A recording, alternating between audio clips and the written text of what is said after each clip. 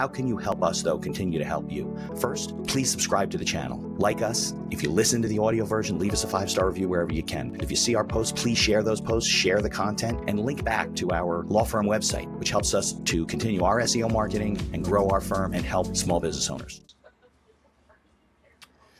Oh, hello, everybody. Welcome back to another episode of the show. I'm Mitch Beinhaker, your host. Going to bring you a great episode again. We're coast to coast today. Ricky's out in California, and I'm in New Jersey, outside of New York City. So if you are listening to us on your favorite directory, leave us a 5-star review. You're watching us on YouTube. We've been trying to get everybody over to the YouTube channel, do more video, subscribe, like the channel, share it, and keep us connecting with people. I always remind people that the information that we discuss on these episodes is for entertainment purposes only. It's not a guarantee of success or advice of any kind. So if you're making decisions from something you hear that Ricky and I discuss, please don't do so until you talk to local licensed professionals and get professional advice. So Ricky, thanks for coming on the show. It's probably what, like 7:30 by you? 8:30? Yeah, 7:30. Okay, good. So why don't we go back a little bit and talk about your story and your experience in business, then we can get into the evolution of how you got into Source Ready and what it is and so forth.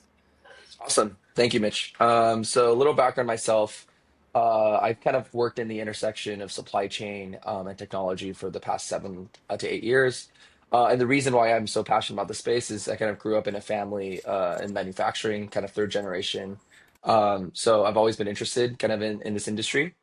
Ended up studying at University of California, Berkeley, in industrial engineering. And then I actually dropped out my second year to start my first company. Okay.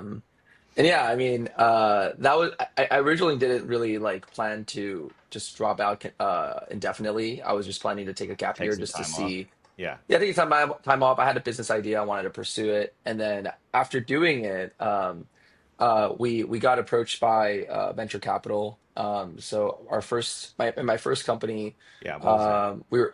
we were approached by GGV, which was one of the largest VCs in Menlo Park. We raised 2.5 million seed, and as a condition of building it into, I built a product that went viral basically, and they said What was the product or what was the business? it was called Tree Lab. Okay. So it was actually not that in supply chain when we started. So I was more or less building. Do you know what no code software is? No. So it's kind of like Excel on steroids. So Okay. we basically developed a software that allowed like non-technical people to build their own business software. So configure their own workflows, build their own data models. And Okay. basically like we saw that a lot of businesses actually don't even use any ERP or any form of formal business management software. Like they Right. run their entire business on Excel.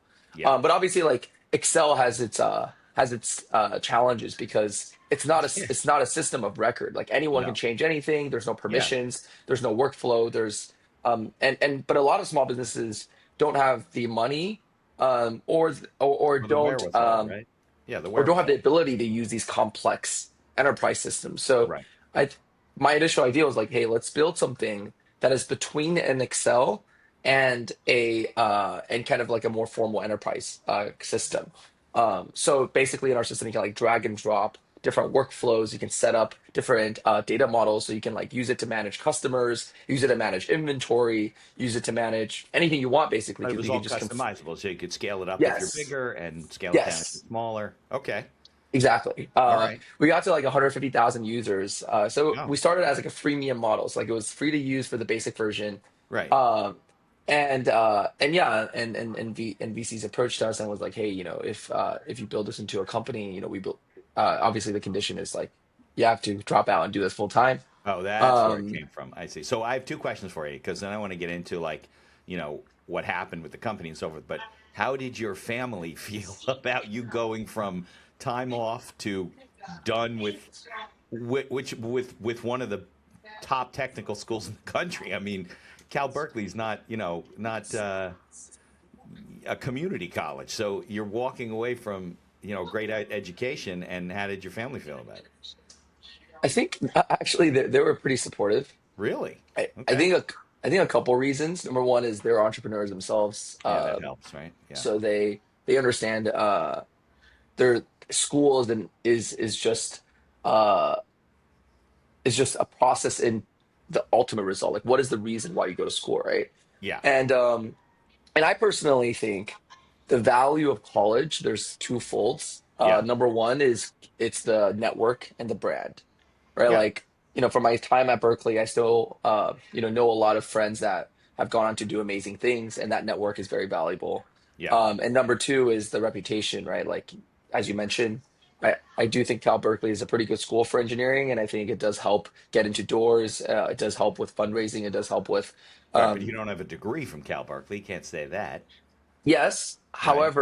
However, I think getting into the university fundamentally is a filter already, right? Like it's Yeah. like if you say you went to Stanford or Harvard or any of the top schools, despite not graduating, because I mean most of these schools they have like a 95% matriculation rate. Like Right. I don't think graduating is the main.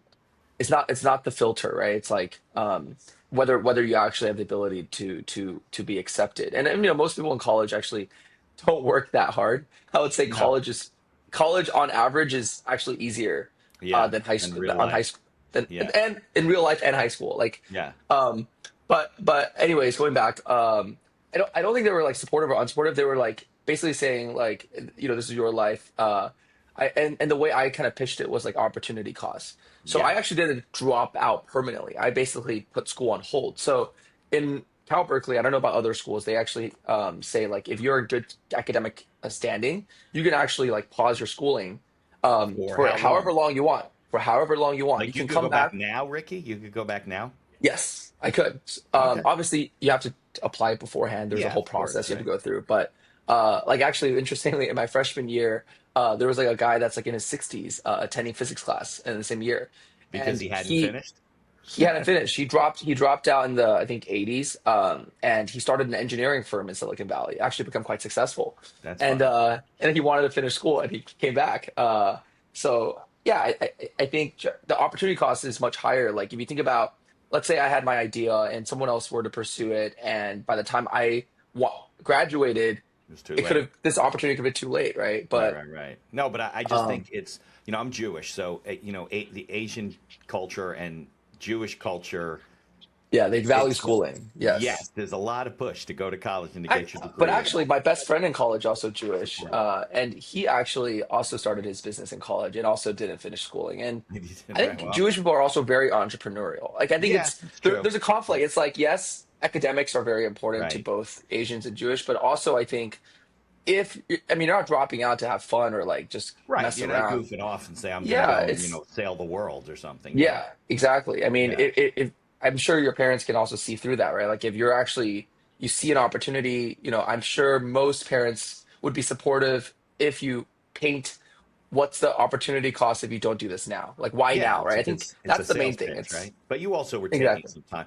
I think, and I know this is probably a discussion for maybe another podcast, but I think we overvalue education in this country, higher education. I mean, we so overinvest in getting our kids through school. I'm just as guilty. I mean, I have tons of loans and stuff for my three kids, one of which is still in school, two of which are out, and starting to make money. One of them's going on to dental school, and everyone goes into huge debt or spends all of their Yeah. retirement money or whatever to put their kids through college, thinking that's the only way to go. Yeah.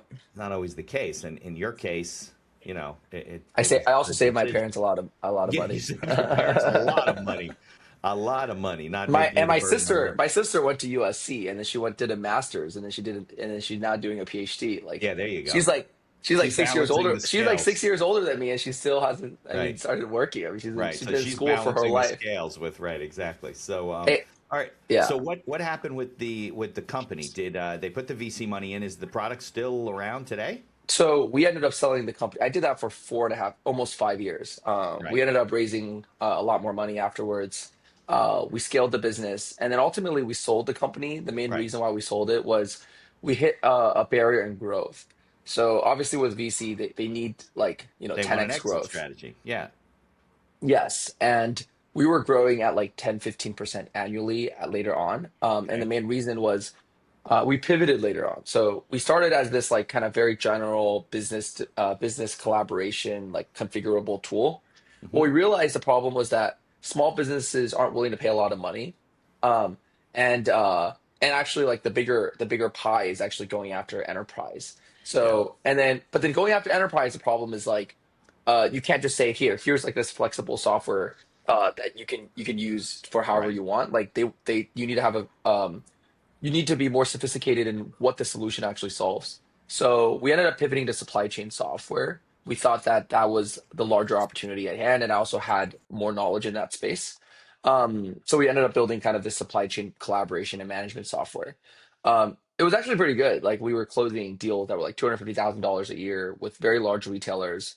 We were basically helping them better digitize their supply chain and get their vendors to better collaborate with them in the system, because basically what we saw was that a lot of these legacy ERP systems that they had was more financial systems of record. So they would use it to like keep track of like, their invoices or purchase orders and whatnot. But if you think about supply chain, it's a cross company, cross, it's a even cross border kind of collaboration effort. And even at most, even large companies, a lot of this is just an email. Like there's no like system where they do this. So I saw that pain point. We did that. But the challenge later on was that can you still hear me clearly, by the Yeah, way? I can hear you. I was paused there. I was muted for a second. Sorry. Yeah. So the thing with enterprise is that Yeah. the sales cycles are very long.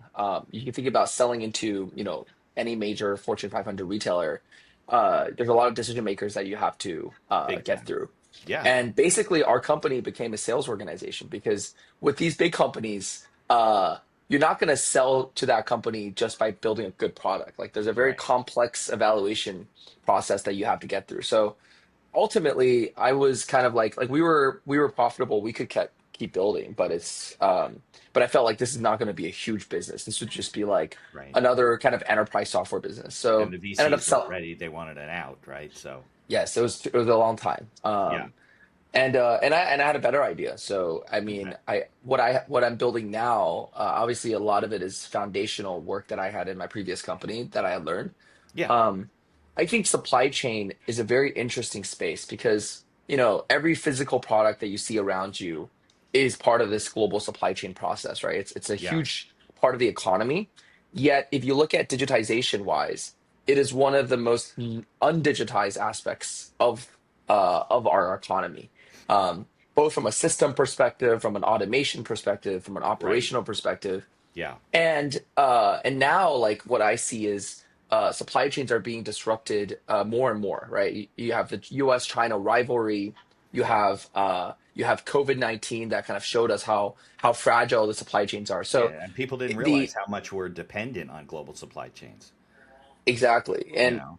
and obviously like China used to be kind of the powerhouse for where most consumer goods are made, right? Yeah. Like if you but I think the statistic is like 70% of everything in an American's home Yeah, is that sounds like is is America. is is basically made in China. Right. Um and that's being decoupled right now. Like every major retailer in the US right now is planning on reducing their dependency on China. And Yeah, they're with this nervous for shift, the future. I mean, look what happened with the automotive industry. All of a sudden, they had no chips. It was a mess, and they were exactly. trying to time their. It's interesting. I told you we had to reschedule this because I was going to Texas to take my son to a job. So he's a programmer. He works in warehouse management systems. He went to a company that actually they partner with the old company that he got laid, big layoff. So he went to the customer, and they have a state of the art warehouse facility that's new. And you're right, and they manage the whole supply chain from the beginning to the end. They know where everything is and when it's coming in and going out, and there's robots and there's this and that, and it's crazy. And he's part of a team that basically programs and customizes, because these systems never work exactly based on the type of product you have, right? It might be a pallet, it might be a box, it might be Yep. this and that. So they have to customize it and upgrade it and the whole thing. And it is very interesting to see how efficient you can be, because this is state of the art, and how inefficient you can be if you're not, because they get double orders going out and they don't have Yep. this, they can't Yep. and that shouldn't be the And case in today's tech world. and I think this is where the service economy and the physical economy differs very much. So if you think about the service-based economy, most of Yeah. it is just like legal or financial. The stakes are oftentimes from an operational perspective lower for mistakes. What I mean Right. by that is if you think about physical goods, like let's say you ship something from China and you realize, oh shit, I ordered the wrong quantity, or oh, I Right. should have made this in Vietnam. There is no Command Z button that you can easily Right, change because exactly. it takes 3 weeks for this thing to arrive from China, Yeah, and you got to and do it again. Right. You got to do it again. That's another 3 months, and you miss the sales season. By the Yeah. time you do it again, You're Christmas is screwed. over. You're not Right. They're so. very costly mistakes. Exactly. Yeah. So this is why software and being able to manage operations more efficiently is very, very, very, very important for physical product businesses. It's not like, let's say even for us, and we're a software company, right? Like a Yeah. lot of times, we if we have a bug in our software, we can immediately push an update and Right. fix it overnight. Right. Overnight. Right. Right. You can't do that with supply chains. If you order from the wrong supplier, if you chose the wrong country, so like maybe you order from China and suddenly Trump goes, okay, I'm going to increase tariffs by 10%. And then by the time your product arrives at the doorstep, your cost has increased 10%. What are you Yeah. going to do? Right. You can't. It's So, a living, breathing chain. and this is why the topic right now in supply chain is about building resilience. Yeah. It's about it's about not putting all of your eggs in one basket. Right. Being And able to pivot, being able to adjust to these changes that you can't control. Now, Ricky, what is your background like programming, or you have guys programming for you, yeah, I or mean, both? A little bit of I both? mean, obviously, I'm technical. I did learn computer science in college, but I'm not. I You're have a not the CTO. programmer. I have a co-founder who's a lot more technical, who worked at Microsoft for like 12 Yeah. years. Sure. And then we have an engineering team. So I'm Yeah, not the you're one more the programming. outside guy. He's more the inside guy, and you guys Yeah. overlap a little bit. So, what made you see um, the whole issue with supply chain and global, So global supply so chain issues? I would look at supply chains as kind of two parts. So in procurement, or in kind of purchasing in general, Yeah. you have kind of the procure to pay process. It's very long, and Hmm. most of the systems today in this process focus on kind of internal management of the supply chain. So things like, as I mentioned, purchase order management, warehouse management, invoice Right. management. So this is obviously very important, but this space is just dominated by legacy ERP companies and just like general kind of software, right?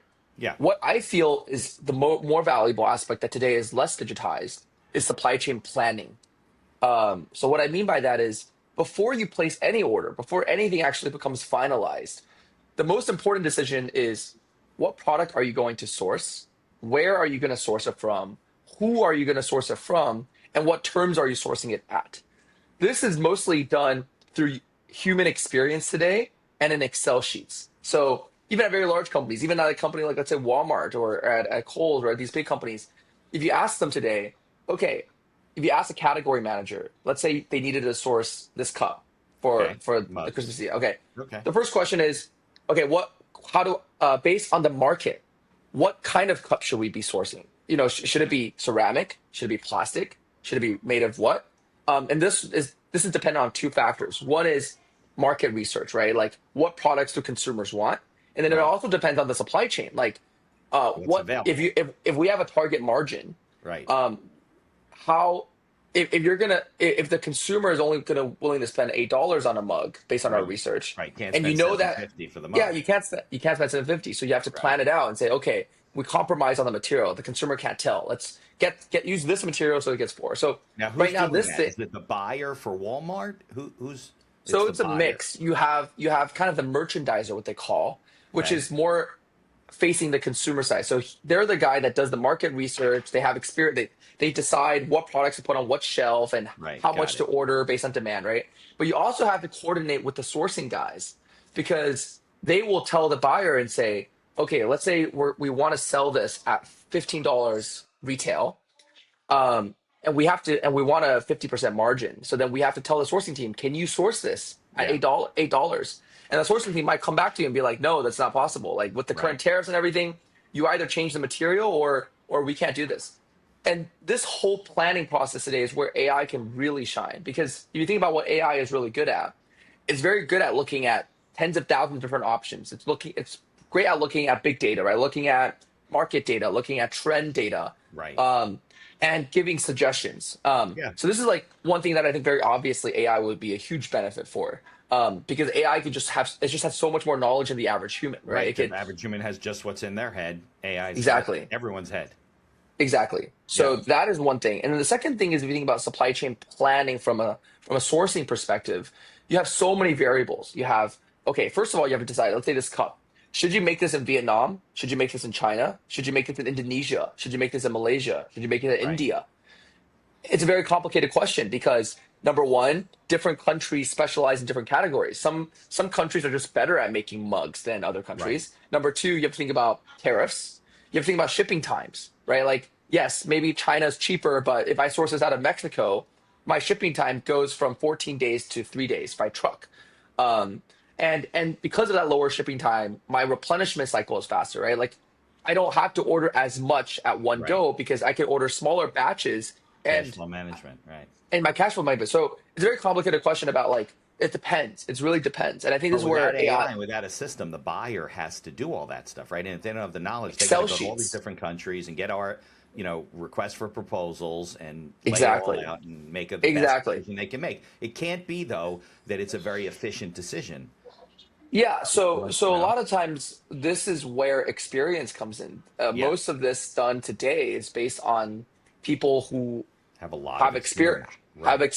and just have a gut sense of where this should be, where there should Right. be, which I think is where AI can really also shine. It's not to say that this experienced person is not important. It's to say, hey, imagine having a co-pilot, an AI that can know all the tariffs in the world. It has millions of suppliers in its database, Right. and you give it a requirement, it can give you all the different options. So it would be Yeah, like it's a option tool for A, the buyer. It's a tool for the buyer to make better decisions, just like I exactly, use it and everyone uses it to make better decisions. I exactly. mean, I So guess it that's theory gets rid of some buyers. You don't need as many, but it is what, right? You don't have to be an expert in every product because yeah. you have the tool to do that for you. So I think it actually you still need to have the human decision maker because AI obviously doesn't understand the nuance of every business and product, Right. but I think it perfectly complements the things that humans are not good at. So I'll give you one example. Let's say right now I tell you, okay, let's source this out of Vietnam for this Right. cup. There are probably thousands of suppliers in Vietnam that can make this cup. Now, as a human, you don't have the time and the mental capacity to go through 1,000 supplier profiles Right. to say which supplier are we going to invite to quote, You don't right? even want to go through 10. Ten's a lot. Exactly. Right. Exactly. But with AI, you can just give it, let's say I have six requirements for the supplier. Like Right. A, we need them to be established. We need them to have this certification. We need them to have an average price point lower than this, blah, blah, blah. And then the AI within 30 seconds can look at all 1,000 suppliers Right. Give you and top three, top five, give you whatever. top five, top three, Yeah. right? So this is like a scenario where, yes, the final decision from that top five, you probably as a human need to make a judgment of which one, Right. but that initial filtering from 1,000 to 10, that's the thing where humans just aren't good at, Right. and AI is just like much better at humans at. So I think it's actually complementary relationship, Yeah. and I think the reason why I find this scenario so interesting is because most of today's supply chain, a lot of it is, but at least historically, is based on relationships. So like a lot of these suppliers, they've been working with the same buyers for Right. They don't want ten years, to and change and they don't whatever. want to Right. change. They're comfortable with these suppliers. But I think after all the past 5 years with COVID and all that, I think there is a shift now where people are looking for more new vendors, looking for new countries to source out of, and I think this pull and demand is going to create a lot of work for these sourcing people, right? They have to look for new countries to source in. They have to look for new vendors to vet, and I Right. think this is where AI can really help make the entire process more efficient. Okay, so and I like to do this with all the guests. If we could take a step back, I want to talk to you about how you structure the business, right? Like, so you started a business in when you were at Cal and you took some time off, right? And you then sold that business. So when you were getting into this business, did you write a business plan? I mean, like, what research did you do to put together the business model as to what you wanted to do? And then how do you run the business? Do you guys have a an office where people are programming? Is everyone virtual? You know what I mean? So how do you run the business? So we'll get into the product and what Source Ready is, but I'd like to know about the business structure and how you approach like business building and that type of stuff. Can we do that? Yeah. So first of all, I personally don't really believe in business plans. I think business plans are a little like I no like technology startup that I know starts a business based on business plan, and the main reason is because in business plans you make so many assumptions about the future Right. And those most of these assumptions are going to be wrong generally. But you So do, I but you do some sort of planning, some sort of strategic yes. approach. So That's what I mean. I use so the word loosely. I'm not saying you need a 100-page thing with charts and graphs that are all going to be yes. wrong in 3 weeks. Yeah. Yes, I agree. Okay. So obviously you have a thesis, and I think the thesis is like, what is a gap in the market today where there isn't a solution that solves this particular problem, and why do you have like what is I think the common practice is like, what is your what is one thing that you believe that most people don't believe? Okay. Because if this is consensus already, then you're entering a very hyper competitive space, right? Yeah. Like that's why I mentioned like ERPs and these traditional legacy software. There's like hundreds of companies building in that space, and I don't want to build like another ERP system. Like Right. it's just not very interesting Can you tell the listeners what ERP stands for? People are listening. enterprise resource planning. So it's just like business management software. You can think about it, right? Okay. There's just Makes sense. so many software out there that does it. They've been doing it for 30 years. It's Right. just very hard to compete in that space. Right. So generally, I think at least in the technology space, the larger opportunities are the opportunities where there aren't that many companies existing that do this. And the reason why they haven't done it is not because they're dumb. It's Yeah. because there's probably some underlying assumption where most people believe A, but they're Right. wrong. So Yeah. the consensus is actually wrong. So if you think about like all the great businesses like Uber and Airbnb, the consensus before was like no one wants to call cabs from strangers. Like you don't want to sit in a stranger's car. You don't Right. want to live. You don't want to live in a stranger's Someone's house. Like house. Right. Right. so, Right. most people that heard of Airbnb the first time were like, "This is a stupid idea." Well, Like because no people one. say, like, well, if this was such a good idea, why aren't people doing it? But that's not the right question necessarily to ask, right? Yes. So all great ideas at one point, obviously, like seem stupid at the first, but must have something that you know that most people don't. So Right. I think this is one practice that you can do is like if you're trying to do something truly innovative, try to understand what is some unique knowledge that you have about this industry or about the problem that most people don't understand at a surface level. Right. Um, so I think that's the number one thing I would say, at least in our space technology. And then Yeah. number two is what is the minimum viable product with the minimum amount of resources I can validate this.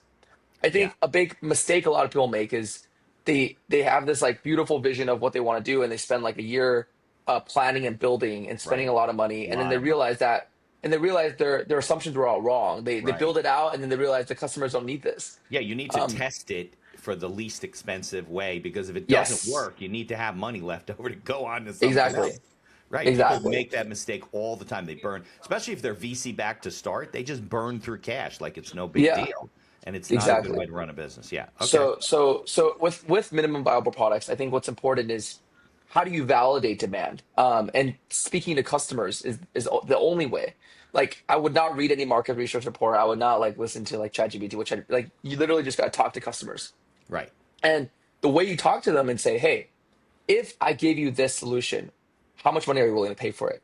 And then get them to sign like a letter of intent. Like Right. maybe I don't have the product ready yet, But would here, you to sign a letter of continue? intent to say, if I were to build A, B, and C, D and do what I said, would you Right. pay $15,000 for it? Right. And if customers are like, sounds okay, but doesn't seem that compelling, Right. Like then we deal with it this way and it's fine. And yeah, then they don't see that there's a big problem in the industry. exactly. So most problems in the world are what we call nice to have problems. So Yeah. what that means is like it's not to say that there isn't a pain point. It's that the pain point is not that painful to the Right. point where someone is so I think building nice to have solutions is not that it's not good. It's just that It's it's not a uphill viable. battle. It's not a viable It's business entity. It might be a nice idea. Doesn't mean it should be a business. yes. So I think validating that early on is important, and being able to get customers to commit and give you some amount of validation Yeah. is very important. So did you Um, did you consider other ideas that you tried to validate and you were like, oh, this isn't good, and then we went to something else. You ended up on no, global supply chain manager. I actually had very high conviction on the problem. I think the risk that I thought with my business was if a solution like what I'm trying to build could even be built. I think the risk is Right. actually the That's solution, my not the next pain point. question for you. Like where, like if the data existed and it was clearly a problem, right? And I don't, I guess you could tell me how you came about to come to the conclusion that, hey, small business owners don't have access to anything. But I would think that that would be the next obstacle. Like, well, where do AI needs data? So where's this data consolidated? Because if it was, somebody else would probably be accessing it. So yeah, Exactly. what was that So, process? so the pain point, I think, for at least the problem we're solving was obvious. That the challenge is, as you mentioned, is like to build something like this, there's actually huge barriers you have to hop through. So number one, supply chain data. Most manufacturers and suppliers in the world have very little publicly available information. So Yeah, if you think about for obvious this, reasons. if you think about this ceramic factory in some town in India, a lot Yeah, of these factories don't even have websites. right. And this is why sourcing and supply chain is such a people business. Yeah, Like, if you ask a lot of these companies, like, how did you find that supplier in India? It's like, oh, I knew this guy that used to work at this company. They worked with this supplier 6 years ago, and then they recommended us to reach out to this supplier as well. So a lot of it is just like right. people recommending suppliers that they've worked with before and Of all that course. That's why these suppliers and these buyers and these consultants were so valuable because if you wanted because to they get a have the product out of China, relationships, they have the right? people they knew, right? Exactly. You have to Exactly. hire them, and And they're and this is especially the problem because supply chains are so global.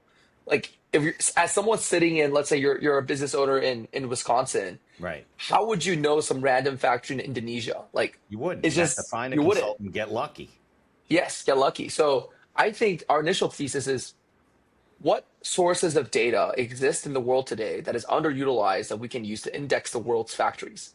And one data source that we realized was uh, publicly available but not publicly accessible was Okay. customs data. Okay. So import export data is data that you can acquire from the government from CBP um, um, through certain regulatory processes. But most business owners are not going to have access to import export data. So Right. But you we needed to get believe approval for it. So did you discover that this data is available before you went out and tested it with the market and said, yes, would you buy this? yes. Okay. So you hadn't necessarily gotten approval, but you knew the So data I was there. I, I know that the data is something that you can get because I know that S&P, so S&P obviously they're a huge Okay. consulting and data company. Right. They sell customs data to hedge funds today. Ah, okay. So they get the data also from like governments and customs So you knew it agencies. was there. You knew it was accessible. It might not be the But it average was very guy. expensive. They spend Right. they sell like their license is like 100 something thousand dollars a year Yeah. for usage rights. And the way hedge funds use it is very different. So like if you think about hedge funds in New York, they predict stocks using algorithms, right? Right. And one of the things they use customs data for is like, let's say they're trading Walmart stock. Right. They'll use import export data from Walmart to predict their sales because they can say, okay, they're importing a lot more than Right. they did last quarter. Yeah. If they're importing this much, it probably means that they're predicting that their sales are going to go through the roof. So it's another kind of indicator they use to predict stocks. I Right. think the same data can be used for sourcing, right? Like, if you know that this buyer is sourcing a product from this factory, you can use that data to find out who that factory is, Right. and their relationships with their customers. So I think this is Okay. a very objective, high quality source of data that traditionally was not easily accessible to the general public. That if it became accessible, could be a huge value for small business owners to find suppliers in regions that they otherwise would not have been able to find. Right. Right. It makes sense, right? Because before you just wanted to find what you thought was a good supplier that fits your model and you can make a profit on. You don't know if it's the best supplier. And Ricky, I'll tell you, you know how many people I've had on this show that have sourced a product from another country and they're selling it, and then they start getting complaints from the people that are getting the product because it's totally not what the model was like, their sample, and the quality's off, and they just have to start all over again. They got to scrap it, take it all back, lose thousands of dollars, and then they got to go through the Yep, process again and trying to find exactly. another factory, and they And have no and way here's to value the and data. here's the other challenge. It's like, let's say you wanted to source a clothing supplier, and Yeah. today there are websites today like Alibaba, Hmm. where you can find factory information. But for the average, if you're not like a professional sourcing or procurement person, how can you tell the difference between three factories making t-shirts? You they can't. all look the, they all Just look the price, same, right? right? It's just price, right? But as you mentioned, quality is a very subjective metric that's very hard to screen for Right. before you actually work with the supplier. But by the time you realize that the quality is bad, it's too late. You're already down tens of thousands of dollars. So Right. another part of this problem that we're trying to do is like, how do you objectively vet suppliers? Um, and one of our assumptions that we found was that one way to vet suppliers is by looking at how their the type of customers that they've worked with Hmm. and how that relationship has evolved. So if you know that this supplier is a supplier of, let's say, Lululemon or a brand that is well known for quality, that tells a lot That's a of good things, right? indicator. That's a Right. good indicator. And conversely, if you know a supplier, let's say they work with all these customers, but they're all like one-time orders, so Right. you never see repeat orders from the same Ah, customer. yeah, right. Because if they Lululemon buys once, doesn't come back, there's reason for that. Yes. Yeah. And if you see a repeated history of like a supplier shipping out an order to a new customer, but you don't see any order coming back, or the relationship it always kind of decreases over time, then there's probably something wrong with the supplier, right? They always like get Not the customer reliable. The quality's bad. naive. Whatever. Yeah. There's probably some problem behind that. So Right. I think that's another interesting thing that you can use shipment data to validate. It's like, and this is where AI comes into play. As a regular person, if I gave you like a list of 1,000 shipments, like you don't know how to analyze this, like what to think about it. But Right. I think the value of AI is to look at all this trend, look at all this shipment data, look at all this data, and deduct valuable insights, Yeah. whether it's risk, whether it's quality, whether it's different things, and make it very easily readable for the user, and be like the AI will say, hey, this supplier, 70% of their customers never come back after the first order. 80% of their orders go to this customer, and in your mind you have kind of a picture of like what type of supplier this is, and I think this Yeah. is very valuable for the regular user. This all comes through customs data. Yes. Very interesting. Okay, so you don't have to access some other data outside the country. It's all coming through the ports and Well, stuff. we have other data sources as well outside of customs data. For example, like we'll also do a lot of crawling. Like if the supplier does have a website, we'll like crawl their You pull website. that We'll crawl info. it. Yeah. Yeah, we'll pull that info, and then also like contact info. We'll buy contact info from trade shows. Like if you, because ultimately, like if you want to talk to the supplier, you need their email and phone number, right? Right. And a lot of suppliers don't have email phone numbers online. So how do we get them? So we buy exhibitor lists from different trade shows. So like if some supplier attended some Right. trade All their show contact info. 4 years ago, we'll have Right. exactly. So we have multiple data providers for different types of data, but ultimately our goal is like serve you all this data about a supplier in one place. You don't have to go to five, six different places to find this data. You're getting it. You're doing it. Yes. So we're Okay, the so aggregator. so it's a subscription-based bit model for business owners, and I assume, well, we can talk about the pricing levels or how it's structured based on the organization or whatever. How many? Tell me about your team to do this. It sounds like most of it is programming and data aggregation, but you must have Correct. a sales team too, right? You got to get people to sign up. So how do you operate So those two parts of the So model? actually, our go-to-market motion is we're not a sales-led product. We're a very we're a freemium product. So what I mean by that is anyone can go to our website, sign up for a free version, and play around with it. Okay. We obviously have paid versions of it, Yeah. but the goal of our software is to democratize the data. So we want more and more people to use it and get access to it. So actually, the majority of users in SourceReady or in our platform is free. They don't pay for it. And I think for the average like entrepreneur that's just getting started, let's say you want to start your own clothing brand or you want to start your own, I don't know, like supplement brand, for Right. you it's going to be free. Like if you're just doing some simple sourcing, just doing research on products and suppliers, you don't have to pay. Only when you want to look at this advanced insights and have automation capability, once your business is slightly more established, do we have a pay tier. And a pay tier is also very affordable. Our entry tier is like, I think it's like $29 a month, or with the first month being $9. And Okay. then our pro tier is $299 a month. And that's mainly for like more, professional sourcing teams. So I think, yeah, I mean, we're not like, No, you're like affordable our for sales. anybody. Yeah. Yes, our sales team is mainly going after the big customers, like the WalMarts of the world. To use this The software. the And the, do you, va- the yeah. mass the vast majority of small businesses, you don't have to talk to us. You don't have to book a demo. You don't have to do anything. Like you go to our website, you sign up, you use it.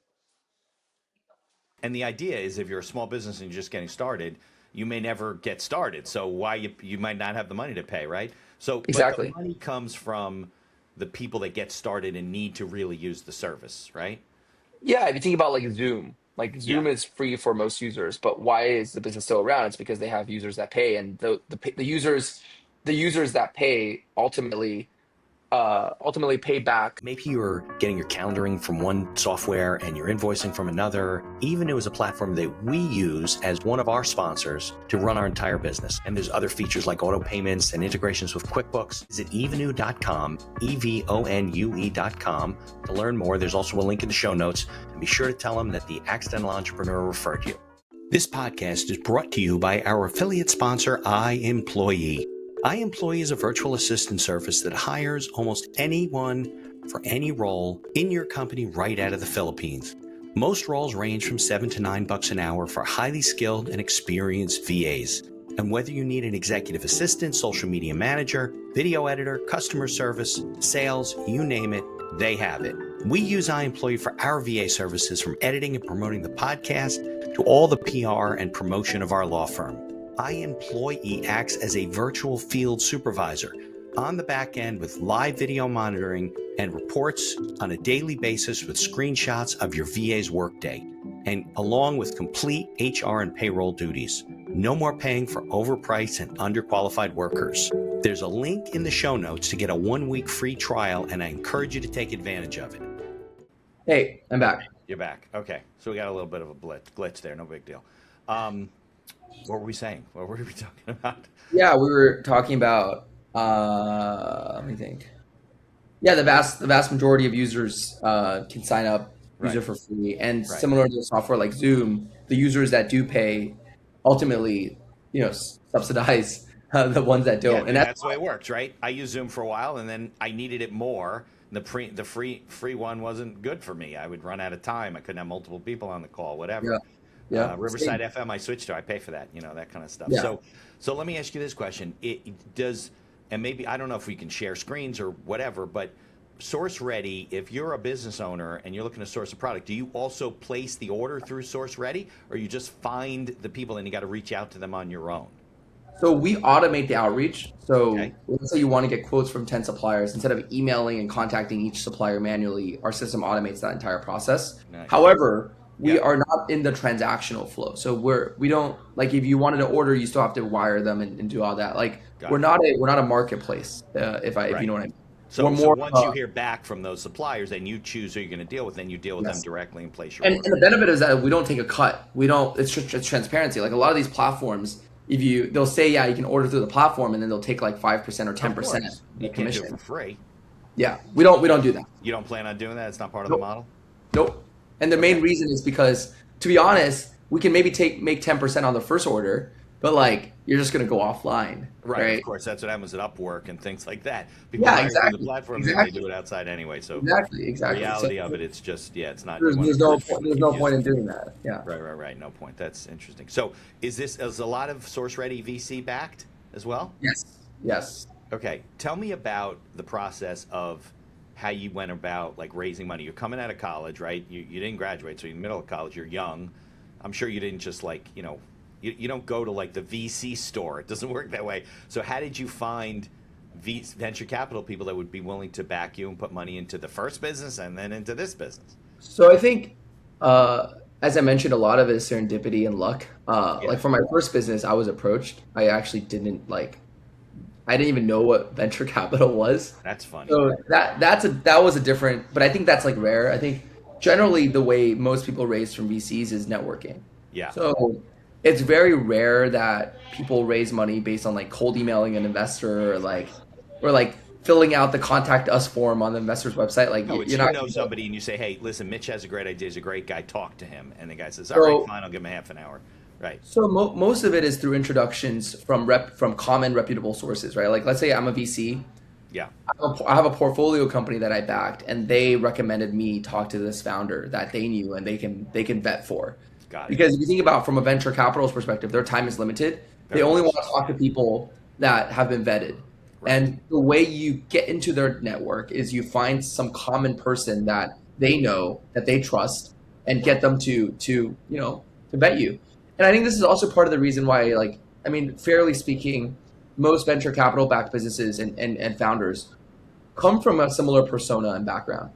So most, at least, are in the technology space. So most founders are technical, generally. They look for tech, right? They like that. And generally, most people come from great schools. And part of the reason why that's the case is because as a VC, you're working on very limited information. Most of these guys don't even have a product. There's no revenue. It's just an idea, right? Yeah. And at that stage, the only really information that you have to go off of is the person's background and their history. Buying them. Right. Yeah. So that's why, to be honest, like working at a good reputable company beforehand, like if you worked at Google or worked at some reputable company, going to Stanford, going to some good school, all of that helps. Right. All of that helps increase the chances of being seen, right? Right. So you got lucky then, and then you were kind of in the mix, right? So then you had people to talk. Yeah. Then I knew. In my second company, I knew everyone because I knew really everyone. So, but how did they find you? Like, what was there somebody who knew you and said, "Hey, you got to talk to Ricky. He's a sharp kid." And so they were looking at the space that we're building, Okay. and I had a friend that knew what I was doing, and he also happened to be in the startup space, and he was like, "Hey, they're doing this. You should talk to them." And we had a product already, so I think our product was really good, and we already had a bunch of users. So I think that was some. It's not like I raised money based on my background. I mean, I was right. You had to prove. I was a 19-year-old college dropout, right? There's not much of a background there. Right. I would say the only background, I guess, is like I went to an okay school. I think, but that's just like But you had a little proof of concept, like it was already going on. It wasn't like, hey, you're drawing it on a whiteboard, and this is what we're going to do. Exactly. Yeah. So with SourceReady, because you were in this world already, did you get money up front to start? This is my idea, and then they said, okay, let's throw money at this, and you worked at it. So my investors in my first company gave us the first check for the second company. Got it. So it wasn't like you had to go out like you did before and build it. You had some funds. But we did raise a little later, and we did go out for a second round and all that. But I mean, I think there's no trick in this business. It's like every other business. It's networking, it's relationship building. Yeah, you got to talk to a lot of people. And this is why reputation is very important in this industry. Everyone knows each other in the VC circle. You meet somebody and you're like, oh, I spoke to this guy. Oh, I know him. I had lunch with him last Tuesday. Right? Yeah, the mainstream VC circle is like a 15-mile radius in San Francisco. Like everyone texts and talks and all that. So yeah, I mean, just be a good person. Don't do stupid stuff that ruins your reputation. Right? Be reputable. I think that generally helps. Yeah. Right. But if you don't have those connections, it may take knocking on a lot of doors to build a network to connect with people. But look, I think even the guy from Peloton, I think he said he talked to like 400 like angels and VCs before he was able to raise enough money to get the business off the ground. So, you got lucky, but that doesn't mean it's not out there. It's just going to take a lot more legwork. Yeah. And if you prove your concept, I guess it's better than they're not going to invest in you unless you're well known. Yeah. So, okay. So structure your business. What's your team? We were starting getting into, that's what happened when it cut off your team. So you have programmers on one side, and you said you don't really have a lot of salespeople because that's not the way you run the organization. Are all these people around the world virtual? Are they sitting in an office together? How do you run that? We have a couple people in person in San Francisco, which is where we're based, and then we have a couple people that are remote. So it's a mix. Got it. And they're mostly programmers. Yeah, mostly programmers. Yeah. Got it. Okay. Is there any way, I know this is video audio, but is there any way to show SourceReady a little bit on the screen? Can you do that? Yes, that would be great. Let me share. The share button should work, right? You can do the screen. You should be able to do it. Let me know once you can see my screen. Yep, I can see it. You can see it, right? So the way SourceReady works is that everything can be interfaced with chat. So I could ask a question like, find me plushie suppliers that have worked with Disney that have low MOQ. And you can see our being what? Minimum order quantity. Ah, good. Okay. You can see immediately our AI kind of gives you a ranked list of all the suppliers that match my requirement. It explains why this supplier is a match. So this is like a supplier that works with Disney. They have low minimum order quantities. They make plushies, like this toy thing. And you can see all the products they do. If I were to click into the supplier's profile, I could see a description of the supplier. I could see their contact info, phone numbers.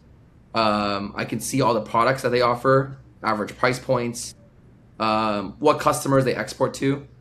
Okay. And you can even see shipment data, where they ship to, who they ship to. Yeah. What their top 5 export countries are, their export volume trends. This is like the customs data that I was telling you about. Yeah. What are the seasons? When do they ship the most? The busy times and so forth. Yep. Which I guess is good, because if you can buy it at a time when they're not so busy, you probably get a better price than when they're really Yeah. busy and they can't. These are all insights and trends that we can deliver you. And then we also do product research. So let me give you an example. Oh, by the way, like this is another example. Like we have suppliers in almost every category. So this is an example. Like I want to find suppliers that work with Lockheed Martin that make high precision CNC parts for F-35. Okay. So this is like obviously a very niche search. But yeah, you can see like these are all suppliers that work with Lockheed Martin and make high precision CNC parts.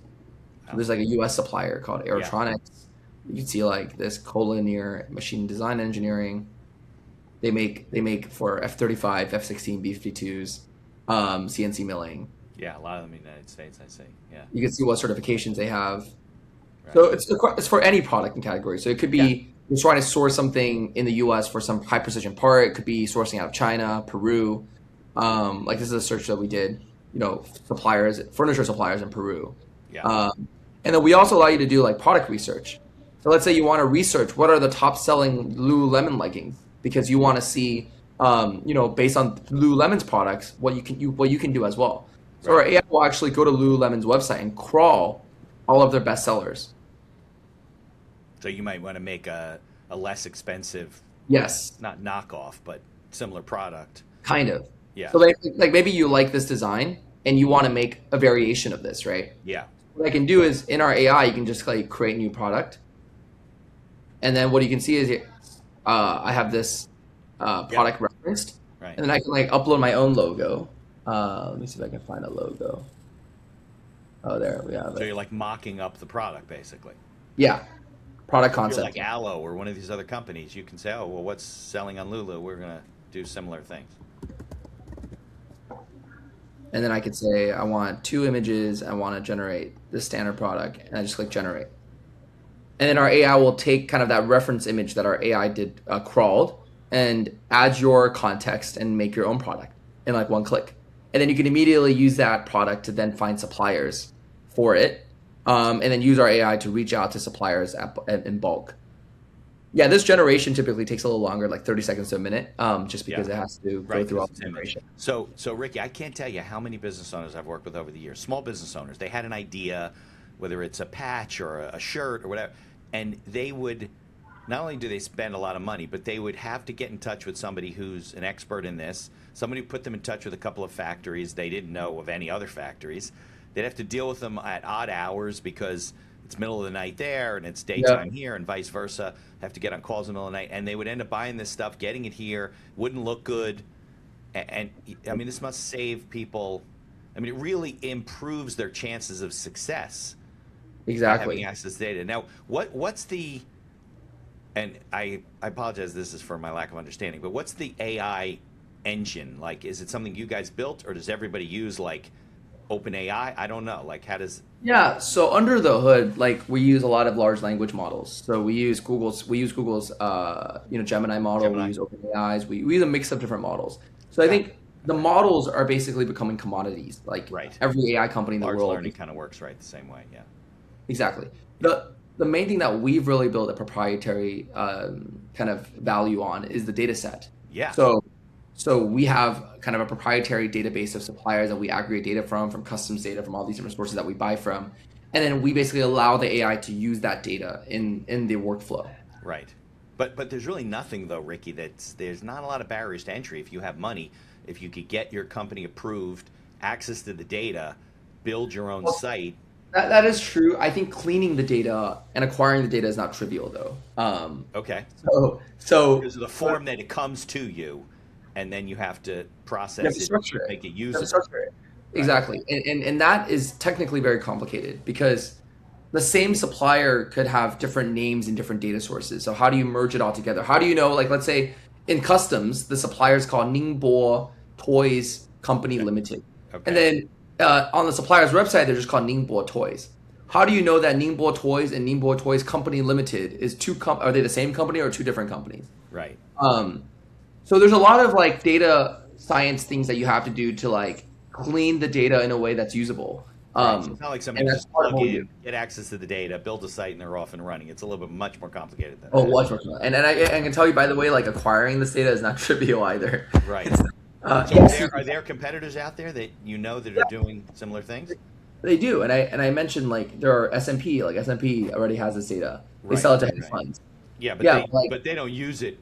I'm talking about competitors that are doing the same thing you're doing. not Got that we know of in the same way that we're using it. So there are Okay, companies out there that do part of what we do, but not in the holistic way that we do it. got it. Okay, but you know what? At the end of the day, I always tell people if there are other competitors, that just validates the validity of the industry. It's not Of course, of necessarily course. something, right? So what? Tell me about, because we're coming up on an hour. Tell me like what's the future plans for the business? So you're out there, you're operating, you're obviously always up, correcting the site and improving the service and so forth. Where do you go from? Okay, it's all working. Data's coming in. We got a lot of users. Like, what's the next scalable moment? Yeah, I think the main thing that we need to focus on is go to market and growth. So getting more users to sign up. Obviously, there's going to be features that we continuously add, but I think our main focus is to sign up as many users as possible. And part of that is why we've made the free tier so generous. Right. Like my main goal actually isn't the number of paid users. It's like, can we get users to get sticky? Can we get them to get Yeah, hooked? they won't leave because they know your site and your data, and they have confidence in it, and then they pay. Exactly. That's what happened with ChatGPT. I was using it, and I was like, "Well, wait a second. I want some other feature. This works really well, so now I pay for it, because it does Exactly. things for me." So what? But what's the exit strategy? Because obviously the VCs don't want to be in this thing for 20 or 30 years. They have investors. They want to move their money to other investments. So what's the exit strategy? Is it to buy them out at some point, sell the company? Do you have any idea? I haven't really thought about exit yet. I think Okay. we're too early Too in. early. You don't have to worry Yeah. about that at this point. When they come to you with money, is that a conversation that they have up front? Like, well, okay, how do we get out of this at some point, or is not really? There's basically only two ways you get out. Like you either Yeah, get bought bought out or or sold, right? you get IPO. Or you IPO, or you bring in a new investor who's going to buy out the old investor, right? Yeah, Yeah, but I think generally like most VCs they want big exits, right? So it's either an IPO or a huge acquisition. So right. Of course. I don't think these. I mean, it's very obvious that there's only basically limited number of ways you exit, and you either go big or you go home. Like you Yeah. gotta build a successful business before you think about things like that. And besides the VCs, the individual owners are you and your partner. That's it. Yes, and our employee, and obviously our employees also have options. Oh, they do have options in the company Of and course, stuff. of course. Got it. Yeah, well, that's why you do this kind of stuff, right? All right. Do you have any like final advice for people if somebody's out there starting a business? Obviously, the advice is go to SourceReady if you are in product based and you have global supply chain, and it'll improve your chances of success. But in generic terms, from starting a business, being a business owner, getting started, any like advice, that things you learned along the way that you'd either do differently or you think is good advice for people? Yeah, I think number one is do quick validation. So don't build something based on your own assumptions. Talk to Yeah. customers, Test at a low cost. get validation of the demand before Right. starting. And then number two is use AI. Like I think people don't realize how transformative a technology AI is. It I really know is. people that are building very profitable businesses, just one or two people, because if you really know how to leverage a lot of these AI tools, you don't have to have that many employees like to get started. A one man show can do a lot in Right. these days.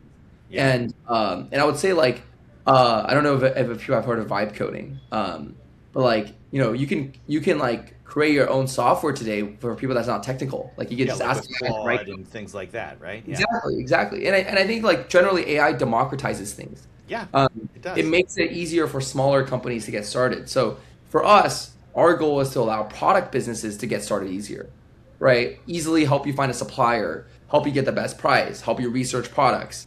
There Right. are tools out there that help you start software businesses, even legal. Like Of starting a course. law firm today, I'm pretty sure it's much easier now because you have Much this easier. AI you have access to. So Marketing, the building, yeah.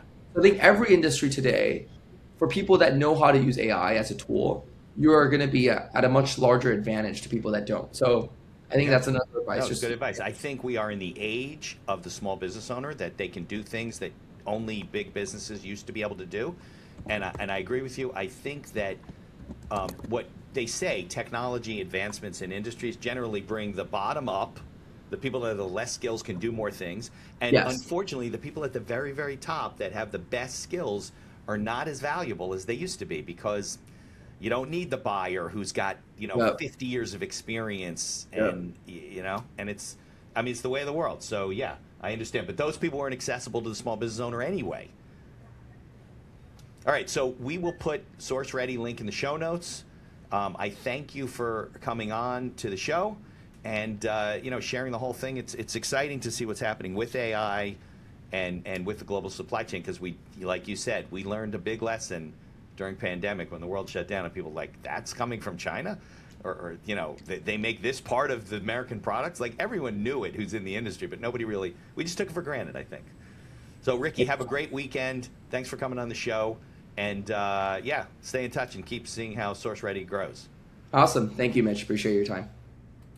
In addition to being a podcast host, I'm also a small business attorney, mostly providing legal services in New York and New Jersey. With over 3 decades of experience, we can handle most transactional issues. So if you're watching the show and you encounter some sort of legal issue, reach out to us and visit our website, beinhakerlaw.com. Thanks for tuning into the show and for continuing to support us.